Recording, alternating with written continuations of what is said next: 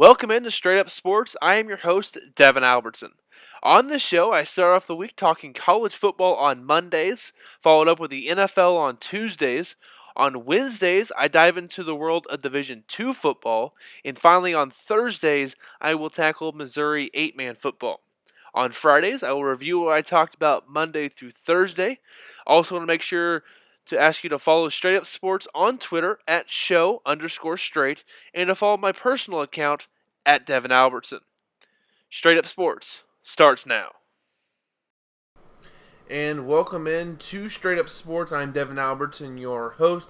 It's time to talk about Division I college football. I'm excited for this week. We are finally getting into the season. College football started last week with week 0. A couple of the lower level teams with like Hawaii beating Colorado State and some of those other games happening.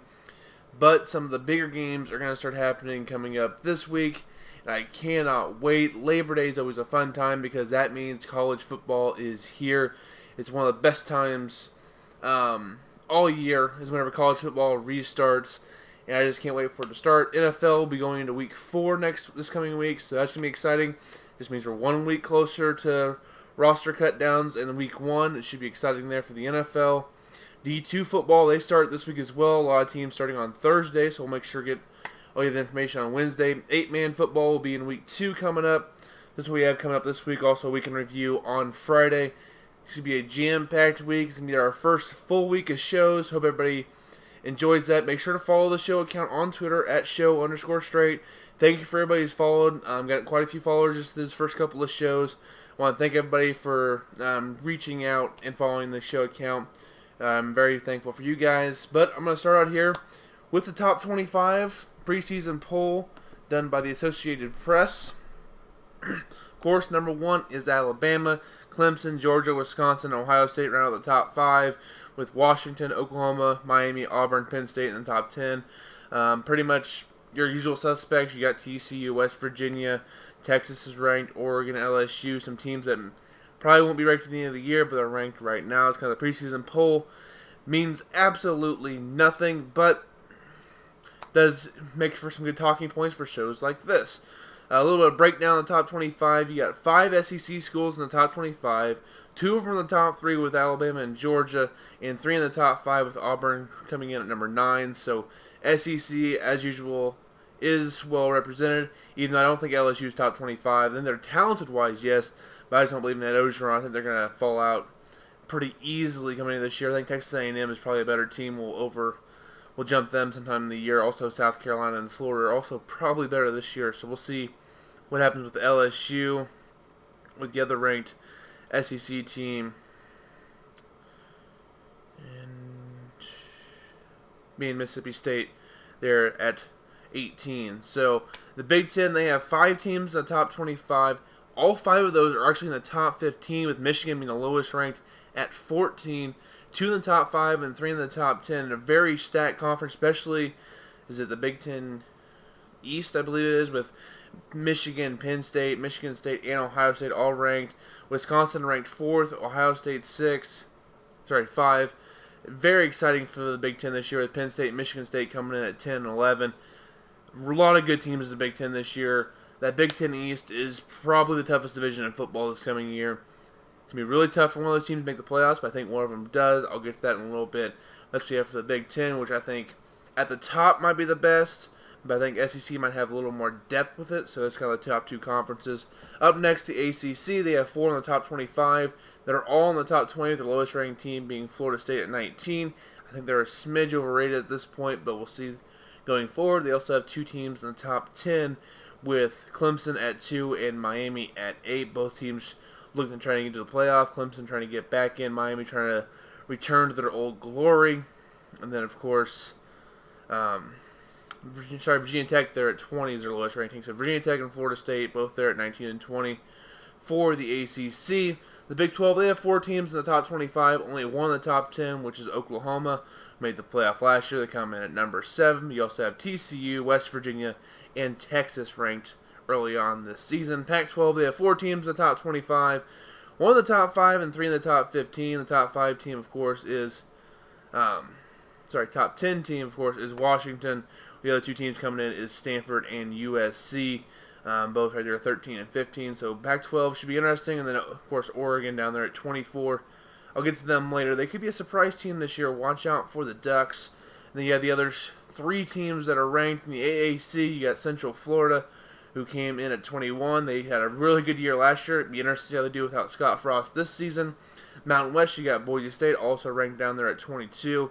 And finally, the independent school, Notre Dame, as they're ranked up there as well. So it'll be interesting to see how they do this year. They have a big Week 1 game versus Michigan, which I'll get to in a little bit. That's just kind of the top 25. Wanted to kind of see, do a little bit of rundown to see kind of where everything was at with them. Up next, my playoff prediction. I know it's a little bit early, but you know what? Everyone does it. Might as well jump in. This is the 4 I got making the playoff this year. Alabama, Clemson, Washington, and Michigan. I kind of went chalk with the first 2. The next 2, I'm going to go out on a limb a little bit more with the next 2 guys. Alabama, Nick Saban. They're just way too talented. I think they win the SEC. I think that's enough to get them in there. Alabama, been the best team in college football. It's too consistent. It's like choosing Northwest Missouri State in Division II football to make the playoffs. It's just a kind of a given at this point. Alabama, unless something catastrophic happens, they're going to be in the playoffs. So I expect them to be there. Clemson, their D-line is so good. 3 guys are going to be drafted in the first round, maybe a 4th. I think predicted a second-round pick at this point. And they have Dabo Swinney. I'm just sold on Clemson. They're going to be so good defensively. Offense is going to be able to kick in enough. Clemson is going to make the playoff, in my opinion. Best team in the ACC. Up next, Washington. People sleep on Jake Browning just a little bit there. I think they're the best overall team in the Pac-12 from offense to defense. Is kind of the best, most well-rounded team. I love Coach Peterson over there. He's done a really nice job at Washington, formerly at Boise State. And after Week 1 versus Auburn, which is in Atlanta, it's a tough game for Washington to open the year. Pretty much in a home game for Auburn, being so close to the Atlanta area. Watch out for games 6 and 7 when they play at UCLA and then at Oregon at back-to-back weeks with Oregon coming off a bye. That's going to be a tough part of the schedule for Washington.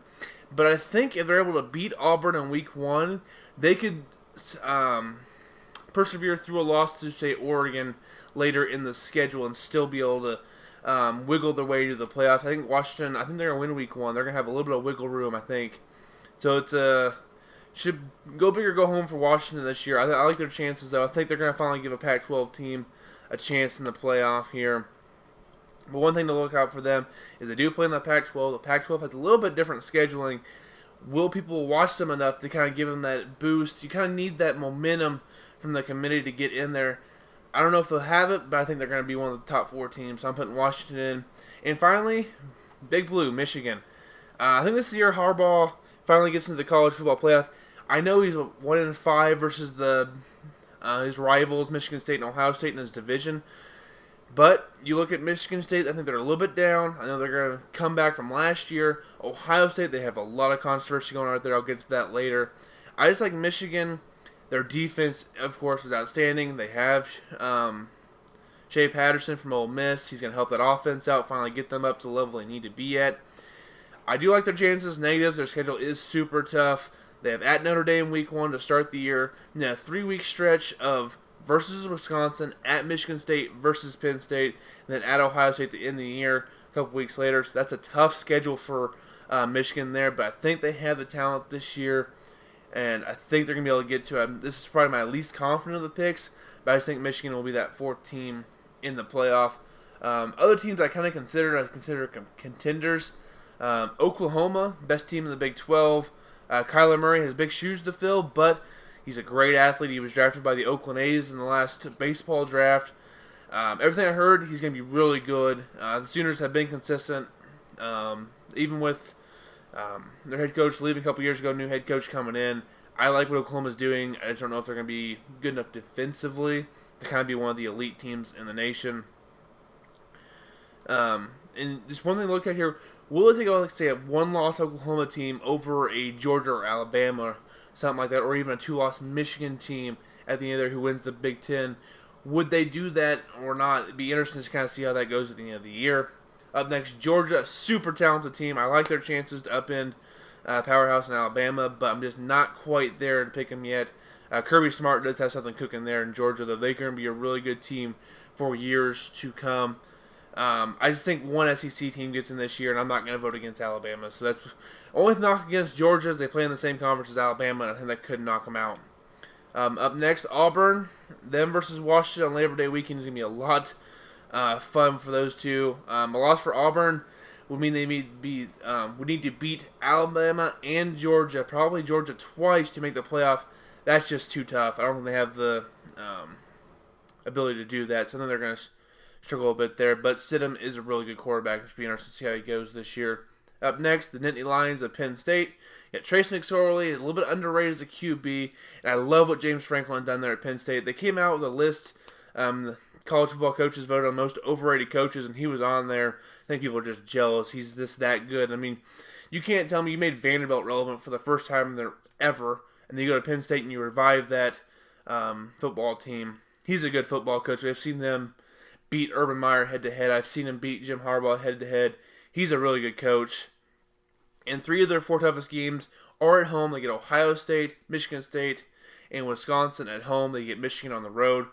Not a big fan of their game bunches with Ohio State and Michigan State in back-to-back weeks and 3 straight weeks of Iowa at Michigan versus Wisconsin. Those are 3 really good teams. Iowa is going to be solid as usual. Michigan and Wisconsin are both top 10, top 15 teams in the nation. So that's just really tough for Penn State. Up next, Wisconsin. I like what they're doing. Paul Chris is a great staff up there. Only downfall, their 3 toughest games are all on the road. You get at Iowa, at Michigan, and at Penn State. That's tough. Next toughest game is versus BYU. That also comes right before the Iowa game, so you kind of see maybe they look ahead. Iowa's a bit of a rival there. And then Nebraska, sandwiched between Iowa and at Michigan. That's a tough game there as well with Nebraska. Could be turning a corner there with Scott Frost up in Lincoln. So just brutal. Jonathan Taylor is one heck of a running back though, behind that Badger line. He will be fun to watch this year. So Wisconsin will be a fun team to watch. I just don't know if they'll be unscathed enough to get into that playoff late in the year. And finally, Miami plays a talented but poorly coached LSU team to start the year over in Jerry's World in Dallas. They also get Florida State at home, and they get Georgia Tech and Virginia Tech on the road in November. I like what Mark Richt is doing. I've always liked Mark Richt down in South Beach. My only question with Miami is, can they beat Clemson, that defensive line? If they get the quarterback situation figured out, it's a maybe. But I'm just going to vote on Dabo. I'm just going to put my support behind Dabo Swinney at this point with the ACC.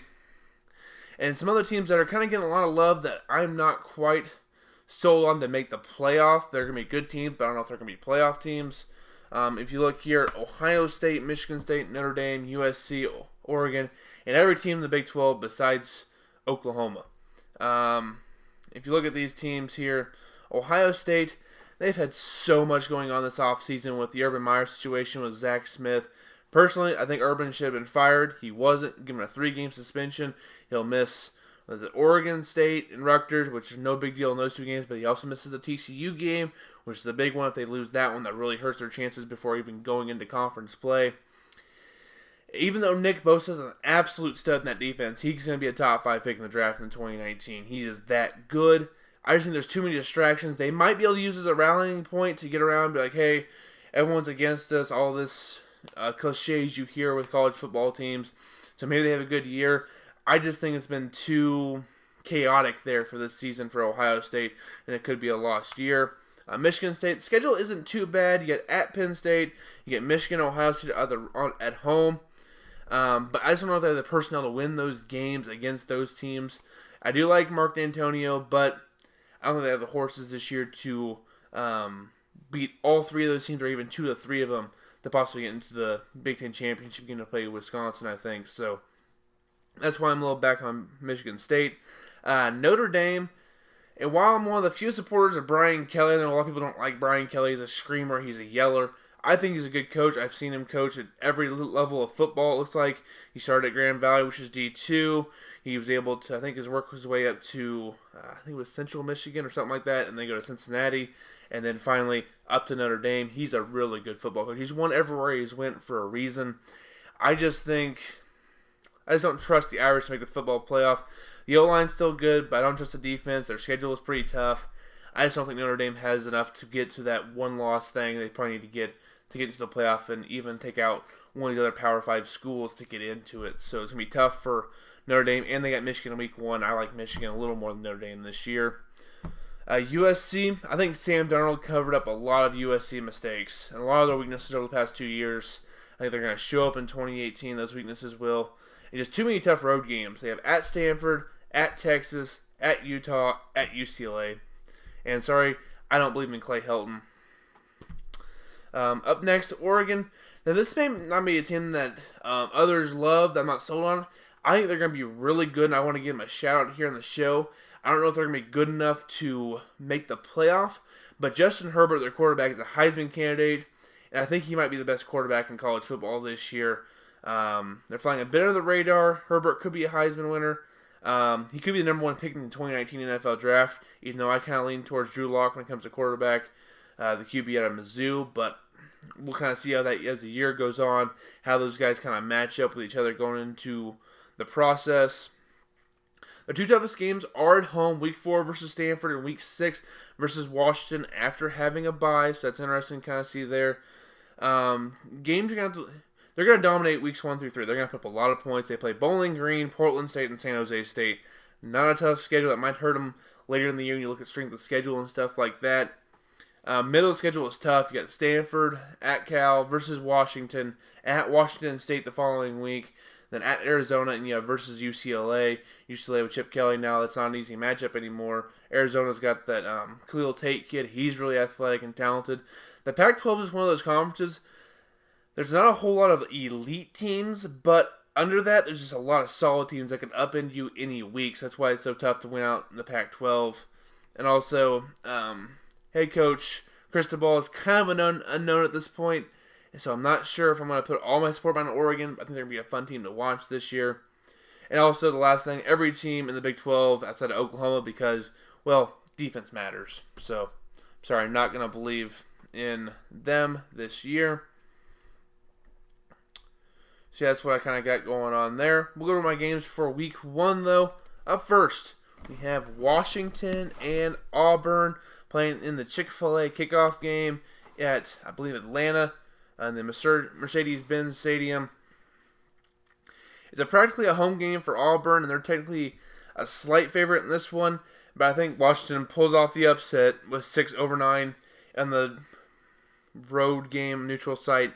I think it's going to be a nice, fun game with these two schools. It's going to be a lot of fun to see Browning versus Stidham in this game versus those defenses. I think it's Washington beats Auburn 34-31. Take the plus 2.5 of Washington in this one. Up next for game number 2, we have Tennessee versus West Virginia. Should be an interesting matchup here. It's a new staff for Tennessee. They were so poorly coached last year with Butch Jones. He was just terrible. I think it'll take time for Jeremy Pruitt to fix his mistakes kind of with that program. And while I don't like West Virginia to win the Big 12, Will Grier is very talented for West Virginia and for the Mountaineers. I think they get a blowout win in Morgantown, 45-20. West Virginia, take West Virginia minus 9.5 here. I like the Mountaineers to score a bunch of points in this one. Up next, Michigan at Notre Dame. Notre Dame a 1-point favorite in this one as it's 14-12. Harbaugh versus Kelly. Wolverines fighting Irish. This is going to be, I think it's going to be a low-scoring affair, though. I think it's going to favor Michigan a bit. I think Michigan's D-line can match up well with the Notre Dame offensive line and keep the score low. That favors Michigan a bit. Get Shea Patterson a 1.25 probably to get his feet underneath him. But I think Michigan wins this game 20-17. Take Michigan +1 in this one. Should be a fun game, though. I love they have this game on Week 1. Gives everybody something to look forward to on Labor Day. Game will be on NBC. And then up next, should be a fun matchup here. On Sunday, we have the U, Miami at LSU. Miami is a 3-point favorite on the road. Mark Richt versus Ed Orgeron is a huge matchup. Ed Orgeron, I don't think he's a very good coach. And while LSU will always have the athletes, I think Miami will win this game. It'll be the beginning of the year. Beginning of the end for Orgeron tenure as the LSU Tigers coach. I don't think he's going to make it through the whole season before they fired him. Still think it was a mistake they fired Les Miles for Ed Orgeron. I think there's a step down in coaches there for LSU a couple years ago. But I have Miami winning this one by a couple touchdowns, 31-17 in this one. So give me Miami -3. And the last one here, this game will actually be on Monday, 7 o'clock on ESPN. An ACC matchup to start the year. Virginia Tech at Florida State, 20-19. Last year was terrible for the Seminoles. They were not good. They got Willie Taggart there now, replacing Jimbo Fisher, who took the A&M job. I think they'll rebound a little bit. However, I think Virginia Tech is a tough first game for Willie Taggart for opening matchup. So I think they have a little bit of a slow start. Virginia Tech and the Hokies get a win on the road, 28-27 week 1. So take Virginia Tech plus the 7 points there. So that's my 5 picks for the week. And of course, I got Washington beating Auburn and taking the plus 2.5. Tennessee losing to West Virginia big. West Virginia -9.5. I have Michigan beating Notre Dame on the road plus 1. Miami taking care of LSU by a couple of scores. Take Miami -3. And Virginia Tech plus 7 at Florida State with the upset win there. And a couple of the games to kind of keep an eye out for this week. Florida Atlantic at Oklahoma. I don't think FAU is going to win this game by any means, but the Fighting Lane Kiffins are always fun to watch there. He's going to have a score a lot of points there at FAU. I don't know if they can stop Kyler Murray in Oklahoma, but they're going to be able to score some points. And I think FAU gets the backdoor cover here. I think Oklahoma still wins by a comfortable margin, but it might be 17-20. Not quite the 3 touchdown score they kind of need to cover the spread here. So FAU and the Owls plus 21 is my pick for this game. And the last game I'm going to talk about here is Louisville versus Alabama. They're going to be playing in Orlando, Florida. The Camping World kickoff. I think Alabama wins this game comfortably, but Alabama has this tendency to sometimes they'll get up and just kind of milk the clock out, and you'll see some teams get some backdoor covers they probably don't deserve to get. And I think Bobby Petrino is a good enough coach to get the Cardinals' offense in gear enough to keep the score somewhat close. I think Alabama wins 41-24, though. Louisville's defense still a bit shaky, though. They have to replace Lamar Jackson, which is always tough to do. He's a great athlete, but Bobby Petrino, as I said earlier, really good coach. 41-24 win for Alabama in this one. Should be a fun game to watch, though. They're on Saturday night on ABC. That's what I have for you this week for college football. Hope you guys enjoyed the show. Make sure, as always, to follow me on Twitter at Devin Albertson. Follow the show at show_straight. Thanks for all the follows. We'll have this show up here soon. Also, the NFL, that will be tomorrow, so make sure you tune in there. I'll have my divisional picks for each of the 8 divisions going into the 2018-19 season. Should be a fun time. Thank you for listening, and we are out here on Straight Up Sports with Devin Albertson.